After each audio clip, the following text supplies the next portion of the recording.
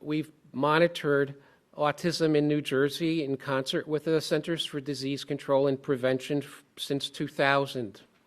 When we began our endeavor with CDC, we expected to do maybe 2 or 3 baseline studies to establish how many children have autism, because it was not expected that autism prevalence would increase.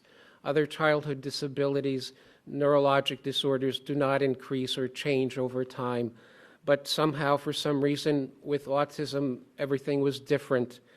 Autism went from being a very unusual, rare disability, which affected, as the Secretary said, 1 child in maybe 10,000, to being known in every community, every school district, every center that cares for children with disabilities. Autism is real. It's a true disability. It's not a personality quirky issue. Everything has changed for the individual with autism, and while there's a wide range of expression, it does change the family, and it does inevitably change the community and the society in which we find it. Autism prevalence has increased very dramatically. It's increased in New Jersey, where we have excellent resources and access to services, and it's increased in all the states in the network. It's increased not only by the CDC ADAM network, active surveillance activities, but it's increased according to federal IDEA statistics and information from a multitude of surveys. It is a true increase. There is better awareness of autism, but better awareness of autism cannot be driving a disability like autism to increase by 300% in 20 years. That's what we saw in New Jersey. That's what the CDC report of yesterday indicates. And that's what, in my opinion, future reports from epidemiologists will show. The data provided in yesterday's report strongly suggests that not only is this a high point of autism prevalence, but in the future, rates can only be higher. Autism deserves to be treated as a real public health phenomenon, and I would say is an urgent public health crisis. It's not just that we're more astute or perceptive. It's not like 2 or 3 children out of for every one with autism has remained invisible. Autism is striking, and the consequences are lifelong. So I would urge everyone to consider the likelihood that autism, whether you call it an epidemic, a tsunami, or a surge of autism, is a real thing that we don't understand, and it must be triggered or caused by environmental or risk factors. We need to address this question seriously because, in my opinion, for the last 20 years we've collected data but not made real progress in understanding what causes autism or how to effectively prevent it or treat it effectively. So I urge you to read the report very carefully. I urge you to do something that nobody does and go into the many supplemental tables and see that autism is a true phenomenon and that we need a correct perception, not a perception that allows us to just provide services without understanding the root causes or the true factors at play. So thank you for your attention. I wish we could answer questions. I think we can. Let me just say one other thing. I referred to a number of studies. There are many, many, many others in the scientific literature that absolutely explode this mythology that this is, that the autism epidemic is not real. If you read the literature, it is absolutely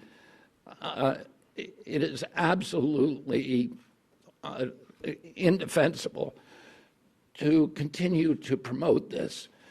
But it doesn't take you to read the literature.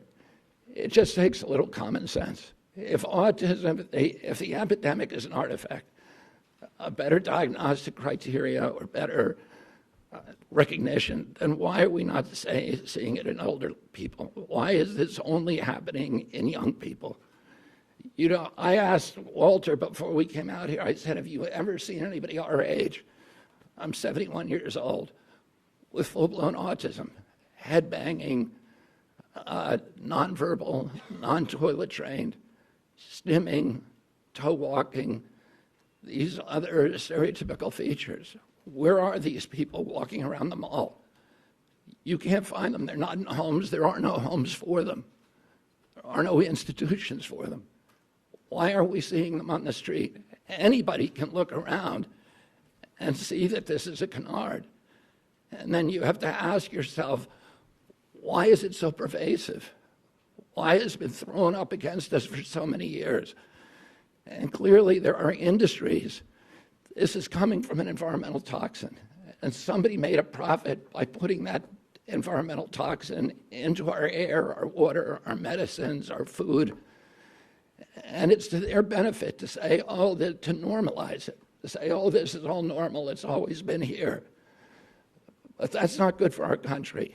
And it's not good for the press to not be more inquisitive, to not be more skeptical.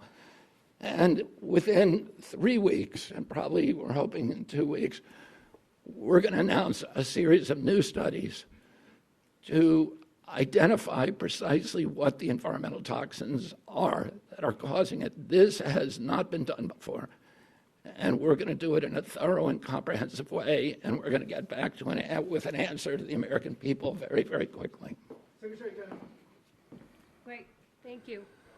Yeah, go ahead. Secretary Kennedy, I was not diagnosed with autism in 1994 when I initially did it. It took me 5 years to get diagnosed later. You also talked about the fact that the numbers increased with Black and Latino people, but your own study says these findings may indicate that improvements in ASD awareness, identification, and access to services in communities among Black and Latino, Hispanic, and API children have improved.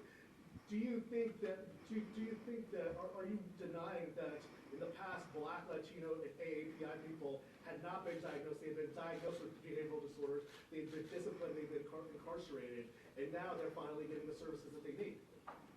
Well, yeah, and there are small slivers of the autism epidemic, maybe 10% to 25% according to the studies.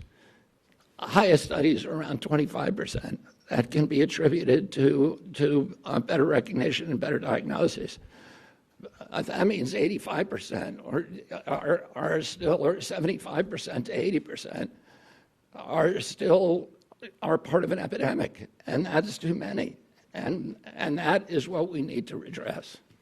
Walter, do you have something you'd like to add? There's better recognition of autism and better awareness because there are more children with autism, and the professionals have greater reason to learn from what their experience and to diagnose. I wish the contrary was true, but it's not like better awareness pushes something that's not there. Rather, something that's there is being recognized. Can you please say your first and last name and outlet before asking a question? By the way, my name is Eric Garcia, The Independent. Thank you.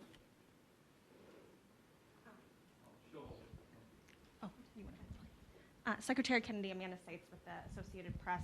Some of the CDC's own research has concluded that there's a genetic link at play with autism. Are you saying today that you don't trust that research or that it was wrong?